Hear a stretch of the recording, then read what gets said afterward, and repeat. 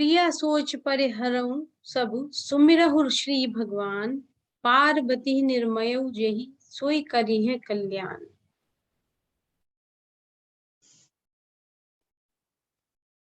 राजा कहते हैं कि सब कुछ छोड़कर तुम भगवान का स्मरण करो, क्योंकि जिन्होंने इस पार्वती को भेजा है वही इसका कल्याण करेंगे। तो हमें परमात्मा की मर्जी के बीच में नहीं आना चाहिए। अब जो तुम्हि सुता पर नेहू तो अस जाय सिखावन देहू। करे सो तप जेहि मिलहि महेशु आन उपाय न मिटहि कलेसु। अब नारद जी जाते जाते यह भी कह गए थे कि देखो, अगर तुम्हारी बेटी को ऐसा ही वर मिलना है जिसके न माता पिता हो, जो मानहीन हो, जो संशयहीन हो, तो ऐसा जिसका न आदि हो न अंत, ऐसा तो एक ही वर है जो कि भगवान शिव महेश हैं, जिनका न किसी माता पिता का ठिकाना है, न वंश कुल गोत्र का ठिकाना है, न किसी घर गृहस्थी का ठिकाना है। तो तुम्हारी बेटी के लिए महेश से बढ़कर वर कौन होगा।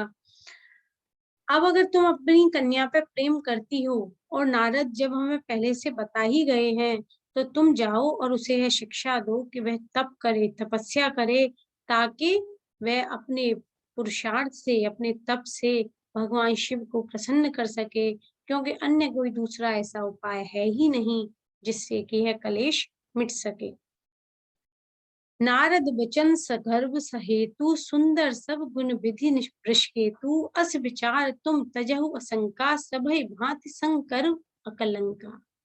और राजा कहते हैं कि नारद जी के वचन बड़े ही रहस्य भरे हैं और उनमें कुछ कारण छिपा है।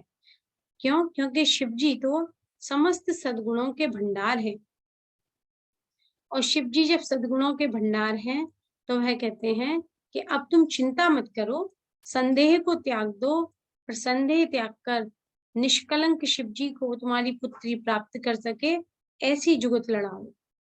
सुन पति वचन हर्ष मन माही, गई तुरत उठ गिरजा पाई। उमहि बिलोक के नयन भरे बारी, सहित स्नेह गोद बैठारी। अपने पति के मन को वचनों को सुनकर रानी मैना के मन में थोड़ा सा धैर्य बंधा, थोड़ी प्रसन्न हुई, और तुरंत अपनी बेटी पार्वती के पास गई। पार्वती को देखकर और उसका भविष्य विचार करके उनकी आंखों में आंसू आ गए। उन्होंने बड़े स्नेह से उसे गोद में बैठा लिया। बारहि बार लेत उरलाई, गदगद कंठ न कछु कह जाई। जगत मात सर्वज्ञ भवानी, मात सुखद बोली मृदुवानी। बार बार अपनी बेटी को हृदय से लगाने लगी, प्रेम के कारण बार बार माता का गला भराया। अब उन्हें कुछ भी नहीं कहा जाता, वह बार बार बस इस बात को सोच रही हैं कि देखो, मैंने मेरी बेटी को कैसे लाड़ प्यार से पाला, कैसे ये ऐसी जगह जाएगी, कैसे ये ऐसे पति के साथ रहेगी, और कैसे मैं ऐसे तप करने के लिए, तपस्या करने के लिए हूँ। माता भवानी तो जगत जननी है, अपनी माता की भी माता है, वह सर्वज्ञ है, वह सब समझ गई, अपनी माता की दशा को पहचान गई, और सुख देने के लिए अपनी माता से बड़े प्रेम से बोली, सुनहु माँ तुम्हें दीख सपन, सुनावहु तोय सुंदर गौर सुविप्रवर, अस उपदेशउ मोहे। माँ सुनो, मैं तुम्हें एक बात सुनाती हूँ। आज मुझे एक सपना दिखाई दिया है। मुझे एक सुंदर गोरे रंग के ब्राह्मण ने एक उपदेश दिया है। करहि जाय तप शैल कुमारी, नारद कहा सुसत्य विचारी। मातु पितहि पुन यह मत भावा, तप सुखप्रद दुख दोष न सावा। माता पार्वती पहचान गई कि माता मेरी बड़ी दुविधा में है कि वह मुझसे कैसे तप करने की कहे, कैसे महल छोड़कर तपस्या करने की कहे। अपनी माता की दुविधा को दूर करने के लिए ही माता पार्वती ने कहा कि आज मुझे एक सपना दिखा। सपने में एक ब्राह्मण ने मुझे उपदेश किया है, और उन्होंने मुझे कहा है कि जो नारद ने कहा है, पार्वती तू उसे सत्य मान और जाकर तप कर। और ये बात मेरे माता पिता को भी समझ में आनी चाहिए। तप तो सुख देने वाला है, माँ तुम चिंता क्यों करती हो? तप करने से तो दुख और दोष का नाश होगा। तो इस प्रकार अपनी माता की दुविधा को दूर करते हुए माता गौरी ने स्वयं ही तप करने का प्रस्ताव रख दिया। तपबल रचई प्रपंच विधाता, तपबल विष्णु सकल जगत्राता। तपबल शंभु करे संहारा, तपबल शेष धरई मही भारा। माँ तप के बल से ही तो ब्रह्मा जी ने इस संसार को रचा, तप के बल से ही विष्णु सारे जगत का पालन करते हैं। उस तप के बल के ही कारण तो शंभु रुद्र रूप से जगत का संहार करते हैं। और तप के बल से ही शेष महाराज पृथ्वी को अपने सिर पर धारण करते हैं। तप आधार सब सृष्टि भवानी, करहीं जाय तप अस जिय जानी, सुनत बचन विस्मित महतारी, सपन सुनायो गिरिह हंकारी। और मुझसे ब्राह्मण ने कहा कि हे भवानी, सारी सृष्टि का आधार तप है, ऐसे में तू जाकर तपस्या कर। यह बात जैसे ही माता ने सुनी, माता को बड़ा आश्चर्य हुआ। माता तो बड़ी दुविधा में थी कि अपनी बेटी से कैसे कहे कि तू तपस्या कर, और बेटी ने स्वयं ही उनसे कहा कि माँ, मुझे तप करने की आज्ञा दो। माता को बड़ा अचरज हुआ, माता की दुविधा दूर हुई और उसने जाकर अपने पति हिमवान को यह स्वप्न सुनाया। मातु पितहि बहुविधि समुझाई, चली उमा तप हित हर्षाई, प्रिय परिवार पिता अरु माता, भय विकल मुख आव न बाता। माता पिता को बड़े प्रेम से तरह तरह से समझाकर बड़ी खुशी के साथ पार्वती जी ने तपस्या करना स्वीकार किया और अपने घर से चल दी। बड़े सारे प्यारे कुटुंबी उनके उस कोमल बालिका को तपस्या के लिए जाती देखकर व्याकुल हो गए। किसी के मुंह से एक शब्द नहीं निकलता कि कैसे यह सुकुमारी, यह कोमल बच्ची तपस्या करेगी। वेद सिरा मुनि आए तब, सबहि कहा समुझाए, पार्वती महिमा सुनत रहे प्रबोध ही पाए।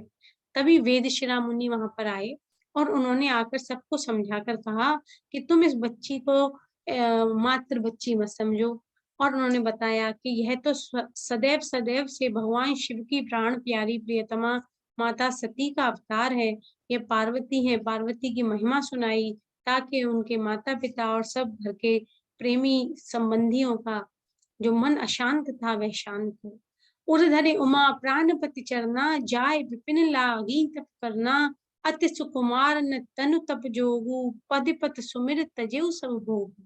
और प्राणपति शिव जी के चरणों को अपने मन में धारण करके पार्वती जी वन में जाकर कठोर तपस्या करने लगी। पार्वती जी का राजकुमारी का शरीर अत्यंत सुकुमार शरीर था, तपस्या के तो योग्य कदापि नहीं था।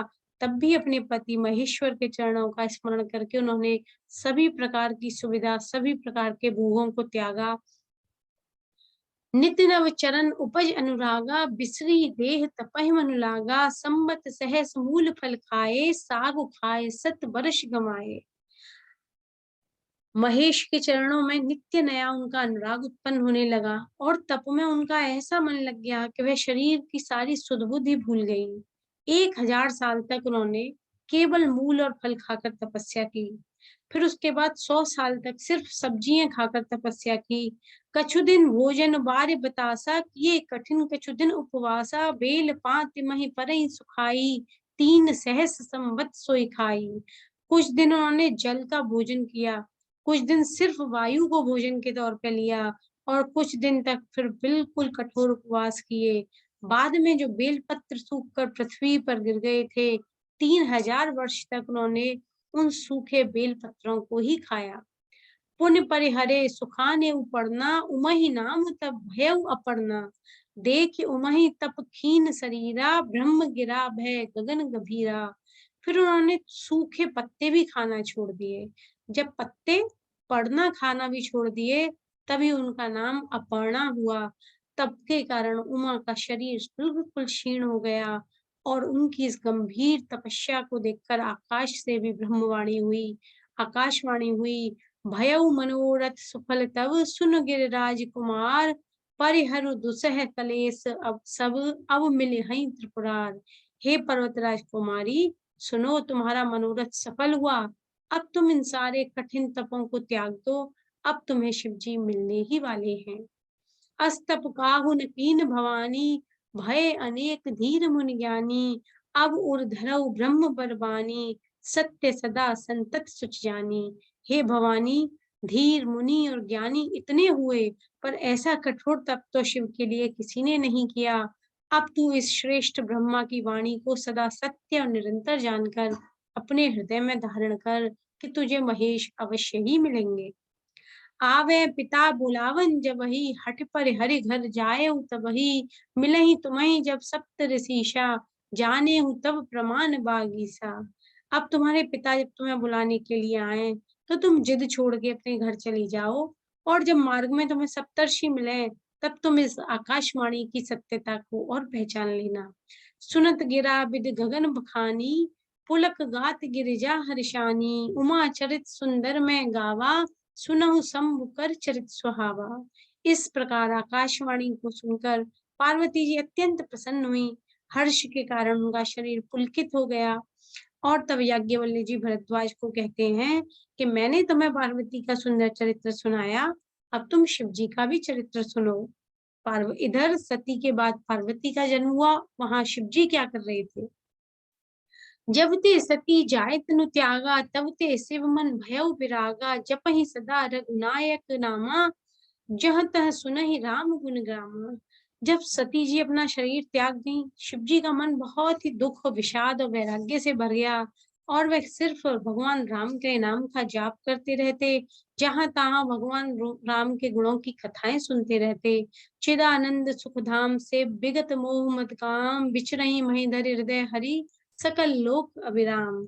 चिदानंद सुख के धाम, मोह मद और काम से रहे शिव जी संपूर्ण लोगों को आनंद देने वाले भगवान श्री रामचंद्र जी को अपने मन में धारण करके उनके ध्यान में मस्त होकर पृथ्वी पर विचरने लगे। कतहु मुनिन उपदेश ही ज्ञाना, कतहु राम गुण करहि बखाना, यद्यपि अकाम तदपि भगवाना, भगत बिरह दुख दुखित सुजाना। वे कहीं तो मुनियों को ज्ञान का उपदेश करते, कहीं भगवान श्री राम के गुणों का ज्ञान करते। और यद्यपि शिव जी तो निष्काम है, पर फिर भी जब वे अपने भक्तों को देखते तो वे दुखी हो जाते। कौन दुखी हो जाते? कि जब उन्हें याद आता सती जी का, सती जी भी तो भक्त थी भगवान की, तो जब उन्हें याद आता कि सती के साथ क्या हुआ, तो उनका ध्यान करके उनका मन थोड़ा सा दुखी हो जाता। एहि विधि गयउ काल बहु बीती, नित ते होय राम पद प्रीति, नेम प्रेम संकर कर देखा, अविचल हृदय भगति कह रेखा। इस प्रकार बहुत समय बीत गया। श्री रामचंद्र जी के चरणों में उनकी प्रीति और बढ़ रही थी। शिव जी के कठोर नियम और अनन्य प्रेम के कारण उनकी भक्ति को तो भगवान राम हमेशा ही सराहते हैं। प्रगटे राम कृतज्ञ कृपाला, रूपशील निधि तेज विशाला, बहु प्रकार संकर ही सराहा, तुम बिनु असव्रत को निर्वाहा। और तब भगवान श्री राम प्रकट हुए और उन्होंने शिव जी की बहुत प्रकार से सराहना की कि हे प्रभु, हे शंकर भगवान, आपके अतिरिक्त और कौन है जो इतने कठिन नियम और व्रतों का पालन कर सकता है। बहुविधि राम से वही समझावा, पार्वती कर जन्म सुनावा, अत पुनीत गिरिजा के करनी, बिस्तर सहित कृपा निधि बरनी। और श्री रामचंद्र जी ने बड़े ही प्रकार से बहुत भांति भांति से शिव जी को समझाया कि माता सती पार्वती के रूप में पुनर्जन्म लेकर आई हैं। हे कृपा निधान भोलेनाथ, अब आप अत्यंत पवित्र पार्वती जी के बारे में जानिए, कैसे उन्होंने तपस्या की है, कैसे वो आपको पाने के लिए निरंतर तप कर रही हैं। अब बिनती मम सुनहु शिव, जो मोह पर निज नेहु, चाहे विवाह सैल जही, यह मोहि मांगे देहु। और उन्होंने कहा, हे प्रभु भोलेनाथ, अगर आप मुझ पर स्नेह करते हैं तो मेरी विनम्र प्रार्थना सुनिए और मुझे यह वर दीजिए कि आप पार्वती जी के साथ जाकर विवाह कर लें। कह शिव यद्यपि उचित असनाही, नाथ वचन पुन मैट न जाही, सिर धर आय सुकरिय तुम्हारा, परम धर्म ये नाथ हमारा। शिव जी ने कहा, यद्यपि मुझे तो अब विवाह करना उचित नहीं लगता, पर प्रभु अगर आप कह रहे हो तो मैं आपकी बात से परे भी नहीं जा सकता, क्योंकि मैं आपका भक्त हूँ और मेरा परम धर्म ही है कि मैं आपकी आज्ञा को सिर पर रखकर उसका पालन करूं। मात पिता गुरु प्रभु के बानी, बिनहि विचार करिए शुभ जानी, तुम सब भांति परम हितकारी, आज्ञा सिर पर नाथ तुम्हारी। वह कहते हैं कि आपकी आज्ञा को तो मैं बिना विचारे मान ही लूंगा और आप मेरे परम हितकारी हैं। तो माता पिता गुरु और स्वामी इनकी आज्ञा का पालन करना हमारा धर्म है, और उसमें भी आप तो प्रभु सब प्रकार से मेरे परम हितकारी हैं, तो आपकी आज्ञा के लिए तो विचार करने का कोई प्रश्न ही नहीं बनता। प्रभु तोषऊ सुनि शंकर वचना, भक्ति विवेक धर्म जुत रचना, कह प्रभु हर तुम्हार पन रहेऊ, अब उर राखेऊ जो हम कहेऊ। शिव जी की जब ये बात सुनी तो भगवान ने कहा कि हे प्रभु, आपकी प्रतिज्ञा पूरी हो गई। अब आप हमारी बात को ध्यान रखना और माता पार्वती से आप विवाह कीजिएगा। अंतर ध्यान भये यस भाषी, शंकर सोई मूरत उर राखी। तबहि सप्तऋषि शिव पहि आए, बोले प्रभु अति बचन सुहाए। इस प्रकार कहकर श्री रामचंद्र जी अंतर ध्यान हो गए।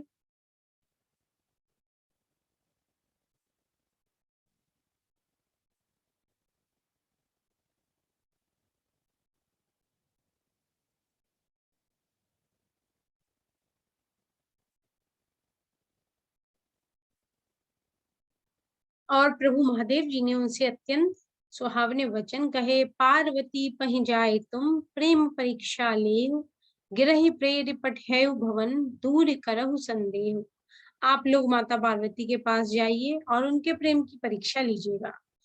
हिमाचल को उन्होंने कह दिया कि पार्वती को हमारे पास बुलाकर लाइए, पार्वती को घर भिजवाइए और उनके संदेह को दूर कीजिए।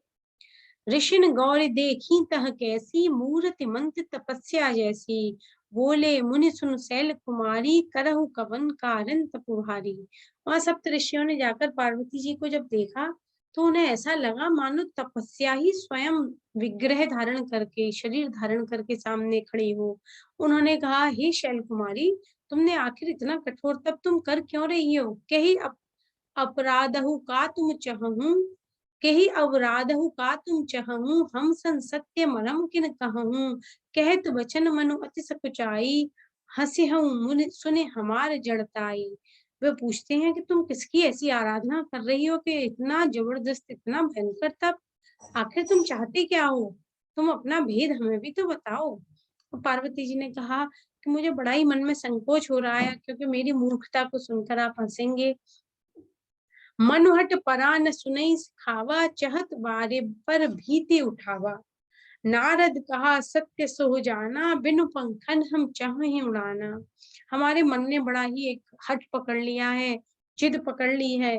किसी भी प्रकार के उपदेश उसे समझ में नहीं आते, और एक तरीके से हमारा प्रयास ऐसा है मानो जल के ऊपर भीत उठाना, जल के ऊपर दीवार उठाना चाहते हैं। नारद हमें कुछ कह गए और उसको सत्य जानकर हम बिना पंखों के ही उड़ने की कोशिश कर रहे हैं। देखो मुनि अविवेक को हमारा, चाहिए सदा सिवही भरतारा। और मुनियों, आप मेरा ज्ञान तो देखिए कि मैं किसको पति बनाना चाहती हूँ। सदा बैरागी अवधूत शिव को मैं अपना भरतार बनाना चाहती हूँ। सुनत बचन बिहसे ऋषय, गिर संभव तब देह। नारद कर उपदेश सुनी, कहु बसौ किसु केहे। उनकी ये बात सुनते ही ऋषियों ने बड़ी उनकी हंसी उड़ाई और हंसते हुए, मजाक बनाते हुए उनसे कहने लगे कि तब तो सच में ही तुम पत्थर से ही पैदा हुई हो, इसीलिए तुम्हारी बुद्धि भी पत्थर के समान है, पर्वत से उत्पन्न जो हो। और बताओ जरा, आज तक नारद के उपदेश को सुनकर किसका घर बसा है? अर्थात नारद ने तो सबके घर उजाड़े हैं, नारद ने घर बसाया किसका है? दक्ष सुतन उपदेश ही जाई, तिन फिर भवन न देखा आई। चित्रकेत कर घर उन घाला, कनक कसिपु कर पुनि असहाला। और वो कहते हैं कि तुम्हें भी मिला गुरु तो कौन मिला? नारद मिला, जिसने सबके घर बिगाड़ने का काम किया। चाहे तुम जाके देखो दक्ष के पुत्रों का क्या हुआ। दक्ष के जब 10 प्रचेता पुत्र थे, तब उन सबको नारद ने तप का उपदेश दे दिया, और वो सारे विवाह की जगह सारे 10 के 10 पुत्र तपस्या करने चले गए और लौटकर वापस कभी घर न आए। इसी तरह चित्रकेतु के घर को नारद ने चौपट कर दिया, और यही हाल फिर हिरण्यकशिपु का हुआ।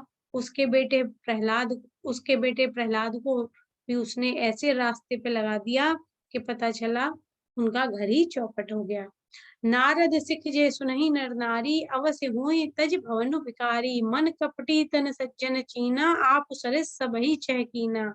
और सप्तऋषि कहने लगे कि अरे पार्वती, तुम में इतनी बुद्धि नहीं है कि जिन स्त्री पुरुषों ने भी नारद की सीख को सुनी, वो घर बार छोड़कर अवश्य ही भिखारी जैसे हो गए। और ये नारद है, ये बाहर से तो साधु का रूप बनाकर, ऋषि मुनियों का रूप बनाकर घूमता है, पर ये मन से तो बड़ा कपटी है। इसका खुद का तो घर बस नहीं पाया, तो ये किसी का घर बसते देना नहीं चाहता, सबको यह अपने समान ही बनाना चाहता है। तेह के बचन मान विश्वासा, तुम चाहूं पति सहज उदासा, निर्गुण निलज कुबेश कपाली, अकुल अगेह दिगंबर ब्याली।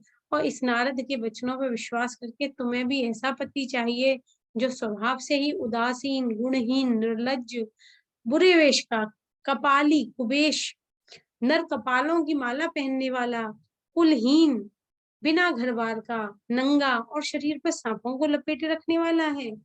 कहु कवन सुख अस बरु पाए, भल भूलिहु ठग के बोराए, पंच कहें शिव सती विवाही, पुन अब डेरे मराहिन ताही।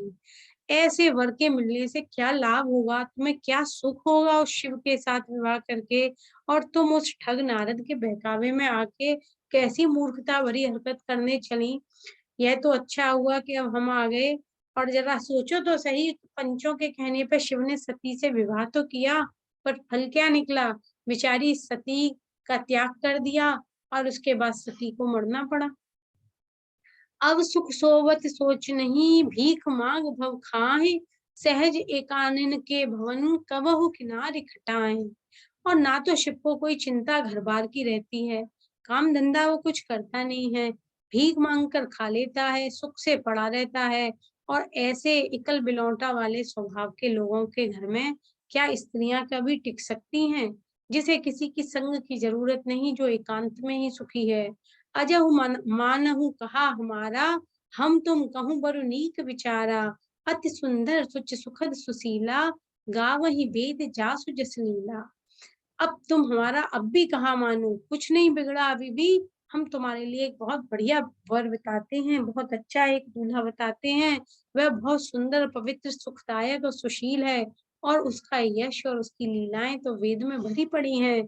दूषण रहित सकल गुण राशि, श्रीपति पुर वैकुंठ निवासी, असबर तुम्हें मिलाओ आनी, सुनत बेहस कह वचन भवानी। ऋषि बोले कि दोषों से रहित, सारे सद्गुणों की खान, लक्ष्मी का स्वामी और वैकुंठ का स्वामी विष्णु भगवान ऐसे वर हैं, वो हम तुम्हारे लिए लाकर देंगे। और उनकी ये बात सुनकर, वही तुम्हारे योग्य वर है भगवान विष्णु। और उनकी ये बात सुनते ही पार्वती जी हंसकर बोली, सत्य कहो गिर भव तनु एहा, हठ न छूट छूटे बरु देहा, कनकों पुनि पशान ते होई, जारे सहज न हरिहर सोई। वह कहती हैं कि ऋषियों, अभी तुमने ही तो कहा था कि मैं पत्थर हूँ, पत्थर से, पर्वत से मेरी उत्पत्ति हुई है। तो अब समझ लो कि पत्थर तो पत्थर रहता है, वह इतनी जल्दी बदल कहाँ जाता है। तो अब अगर हट हो गई तो यह छूटेगी नहीं, भले ही मेरा शरीर क्यों न छूट जाए। सोना भी पत्थर से पैदा होता है, और वह जलाए जाने पे भी अपने सोने के स्वभाव, सोने को अब आग में डाल देंगे तो क्या सोना स्वभाव छोड़ देगा अपना, सोना सोना ही रहेगा। तो ऐसे ही मेरा भी स्वभाव नहीं छूटेगा। नारद वचन में परिहरहूं, बसहु भवन उजरहि नहीं डरहूं, गुर के वचन प्रतीत न जेही, सपने सुगम न सुख सिरि तेही।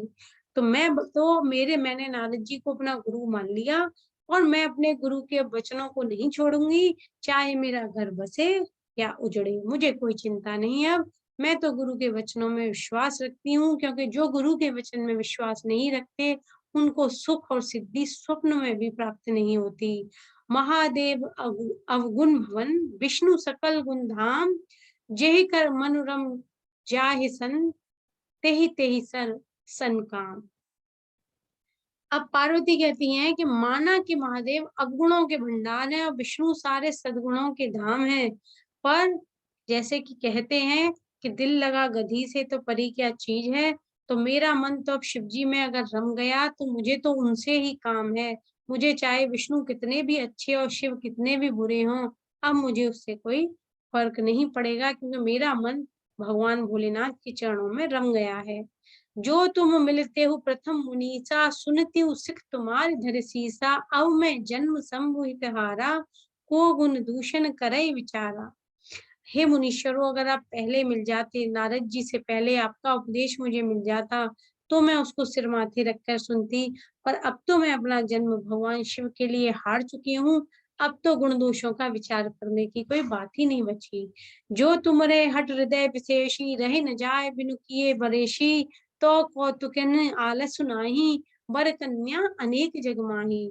और फिर भी अगर तुम्हारे मन में बड़ा ही किसी के विवाह का चाव है, विवाह की बातचीत करे बिना तुम पे नहीं रहा जाता, तो भैया मुझे माफ करो, इस संसार में बहुत और दूसरे लड़का लड़की हैं, उनके लिए तुम जाके रिश्ता खोजो। और आगे कहती हैं कौतुक नहीं आलस नाही, जिन्हें बड़ा कौतुक का शौक है, जिन्हें इन सब कामों में बड़ी रुचि है, तो ऐसे लोगों को आलस्य तो होता नहीं है। तो मुझे छोड़ो, किसी दूसरे लड़के लड़की का विवाह सुनिश्चित कराओ।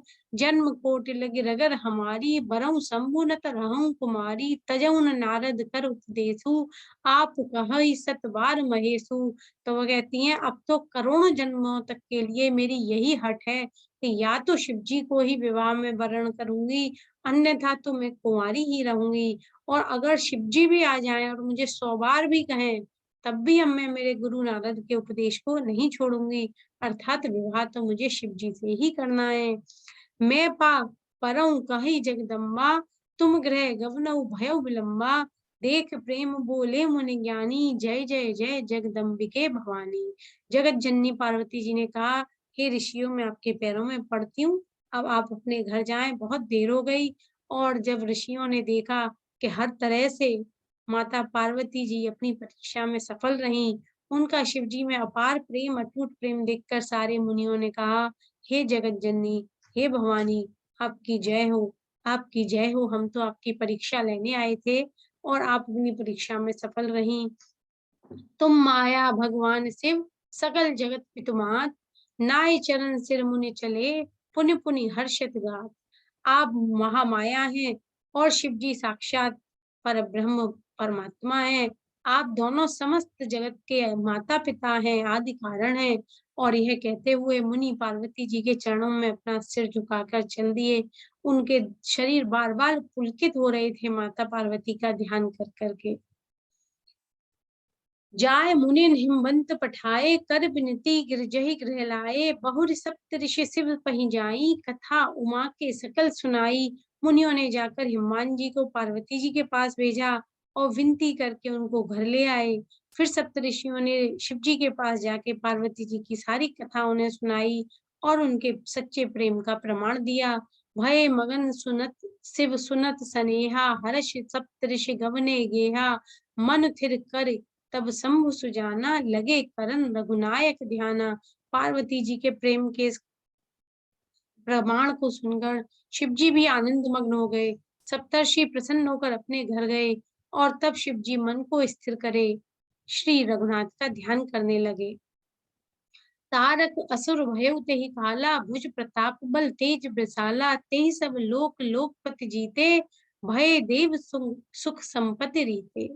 और अब कथा कहती है कि उसी समय तारकासुर नाम का बड़ा भारी असुर हुआ और जिसने अपने तेज बल और प्रताप से समस्त लोक और लोकपालों को जीत लिया, समस्त देवताओं को स्वर्ग से निष्कासित कर दिया।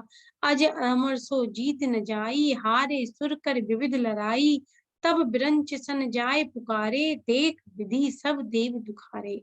वह अजर और अमर था और कोई उसे नहीं जीत पा रहा था। सारे देवता बहुत तरह की लड़ाइयां लड़कर भी हर बार उससे हार गए थे। तब जाकर उन्होंने ब्रह्मा जी के पास अनुनय करी, पुकार करी और ब्रह्मा जी ने सब देवताओं को जब दुखी देखा, सब सन कहा बुझाए विधि, दनुज निधन तब होय, शंभु शुक्र संभूत सुत, एह जितहि रन सोए। तब ब्रह्मा जी ने सबको समझाकर कहा कि इस दैत्य की मृत्यु का तो सिर्फ एक ही उपाय है कि जब स्वयं शिव जी के यहाँ पुत्र उत्पन्न हो और वह पुत्र इसको युद्ध में जीते। वह राक्षस भी बड़ा शैतान था, बड़ा शरारती था, बहुत चालाक था।